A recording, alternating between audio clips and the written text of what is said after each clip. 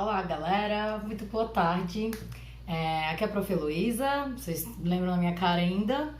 É, Vim aqui mandar um recado para vocês. Hoje a gente começa esse novo formato de aula. A gente vai trabalhar através de vários recursos para tentar continuar aprendendo nesse tempo que a gente tem que ficar em casa. Então, vamos continuar em casa, é muito importante para a nossa saúde, a saúde dos nossos velhinhos, né? E para nossas aulas funcionarem, é muito interessante que vocês acompanhem como se fosse na sala de aula. Então, deixem aí do lado de vocês, já preparem, deixa tudo disponível que vocês vão precisar. Deixa o caderno, deixa a apostila, deixa lápis, caneta e se preparem para tentar fazer anotações enquanto eu falo. Assim como na sala de aula, que a prof vai botar sempre algumas coisas anotadas no quadro, é muito interessante que vocês tentem fazer a mesma coisa aqui. Enquanto eu falo, vão prestando atenção no vídeo e vão tentando fazer anotações no caderno de vocês. Então, vocês podem, por exemplo, fazer uma pausa, né? Dar o pause, anotar alguma informação, voltar um pouquinho o vídeo, ver o que ficou faltando e voltar, dar o play de novo para continuar as informações. Então, usem bastante esse recurso, deixem aí o caderno para vocês poderem fazer anotações e anotem inclusive as dúvidas que possam ficar das coisas que eu for falando aqui, tá bom? Qualquer coisa, eu tô disponível pelo WhatsApp, pelo Snack Digital. Vocês podem mandar as dúvidas de vocês, eu vou estar sempre lá disponível pra gente continuar tirando nossas dúvidas e fazendo do nosso aprendizado, dos nossos encontros os mais legais possíveis e os mais proveitosos, beleza? Então, vamos lá. Essa aula tem como tema a reforma e a contra-reforma. A gente vai falar um pouquinho hoje sobre o que é esse nosso novo conteúdo, né? Então, nas últimas semanas, a gente estava falando sobre o Renascimento, né? Foi o nosso conteúdo anterior.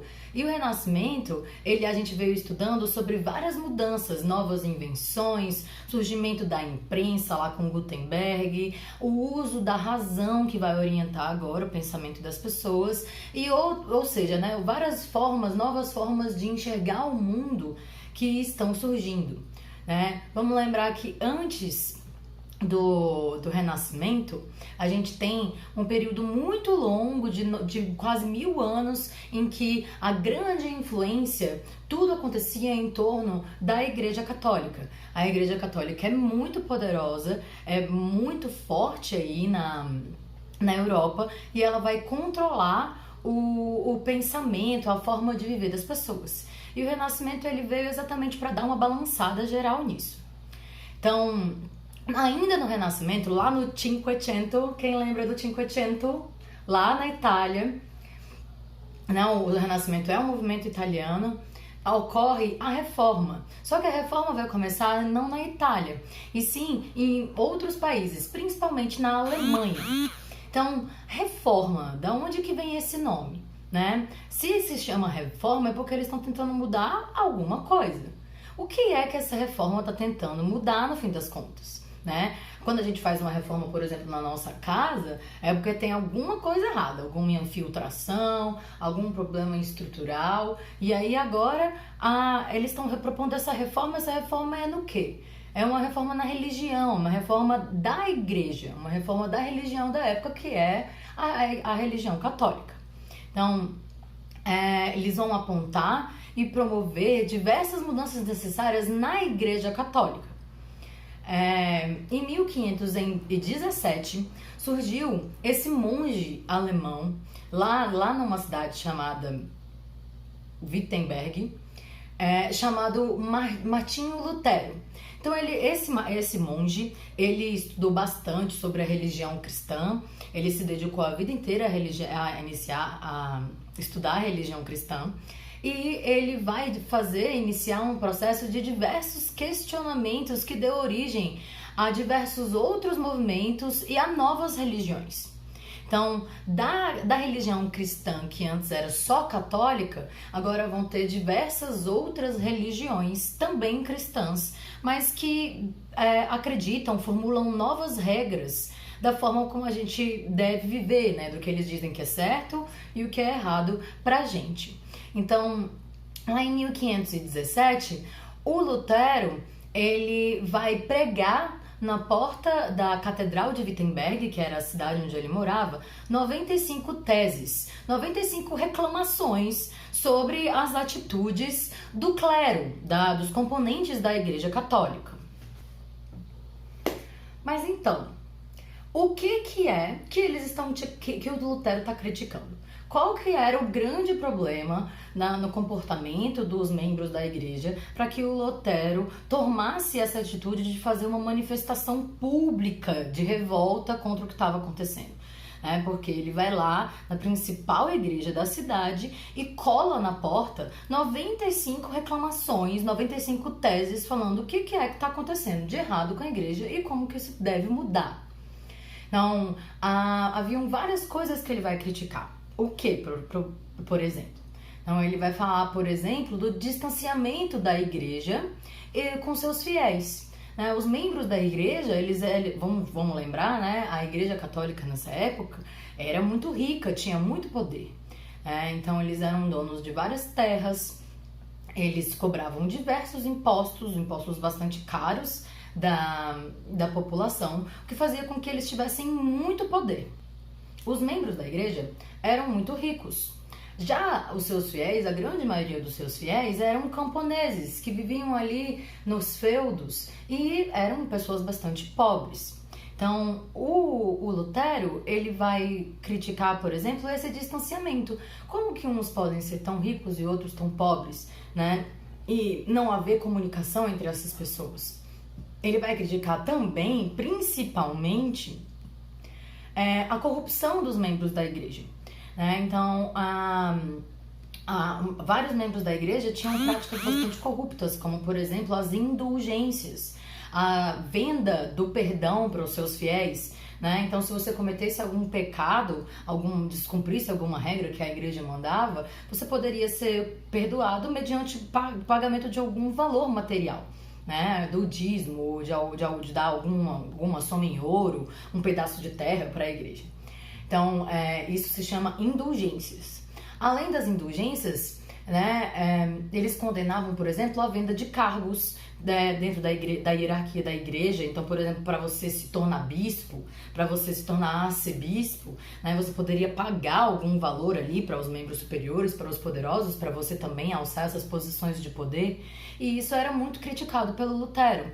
Ele achava que é o próprio mérito, cada pessoa, de acordo com os seus próprios feitos, que ia conquistar essas posições.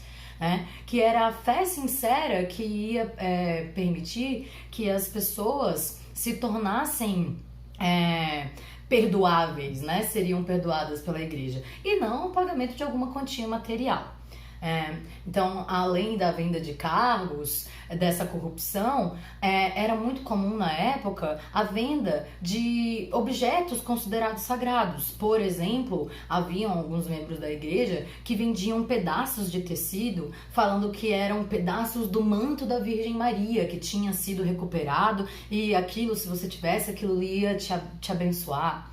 Eles vendiam, por exemplo, imagens de santos, falando que aquilo ali seria uma bênção. E, na verdade, a grande maioria desses objetos não eram realmente sagrados. Eles eram considerados sagrados por essas pessoas, sendo que não eram verdadeiros. Então, essa prática, eles davam o nome de simonia, que é a venda de objetos considerados sagrados. E isso era totalmente condenado pelo Lutero. Além desses motivos, da corrupção, da venda de imagens, indulgências, simonias, haviam outras classes, outras pessoas insatisfeitas com o comportamento dos membros da igreja.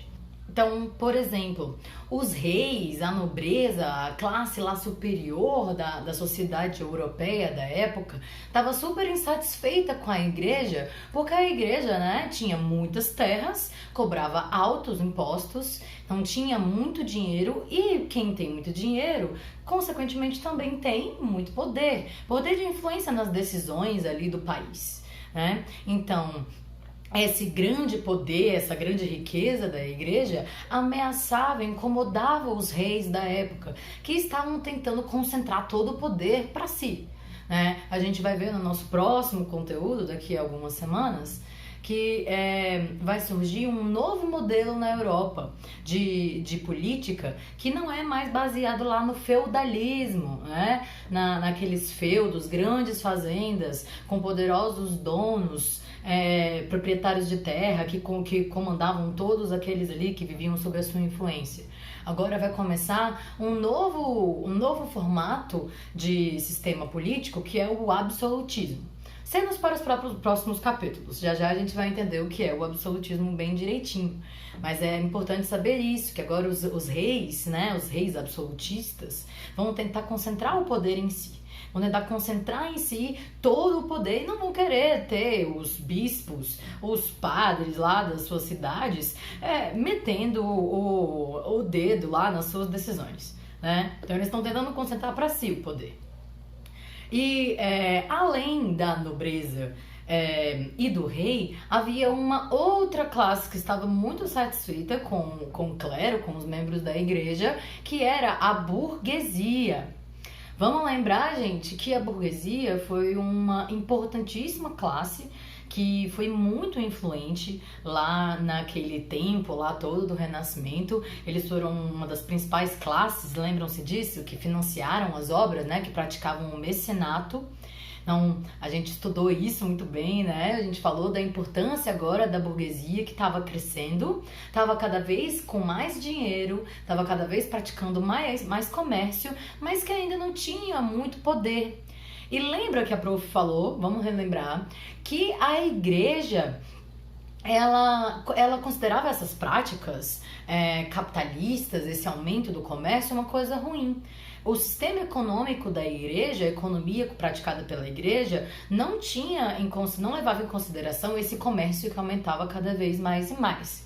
Então, esse comércio aumentando entrava em choque com as próprias ideias da igreja, que condenavam o lucro, a acumulação de dinheiro, condenavam a pessoas mega ricas, né? Eles pregavam que as pessoas tinham que ser humildes, e condenavam também a usura, que é a cobrança de taxa de juros, né? Você empresta o dinheiro para alguém e alguém te devolve com um pouquinho ali, um acréscimo, né? Então todas essas práticas que eram muito importantes para o crescimento do capitalismo, elas eram, que hoje é tão comum, né? A gente vai no banco, a gente usa o cartão de crédito, todos esses serviços que a gente usa, né, no dia a dia, eles mandam a cobrança de juros. Hoje em dia é uma prática normal.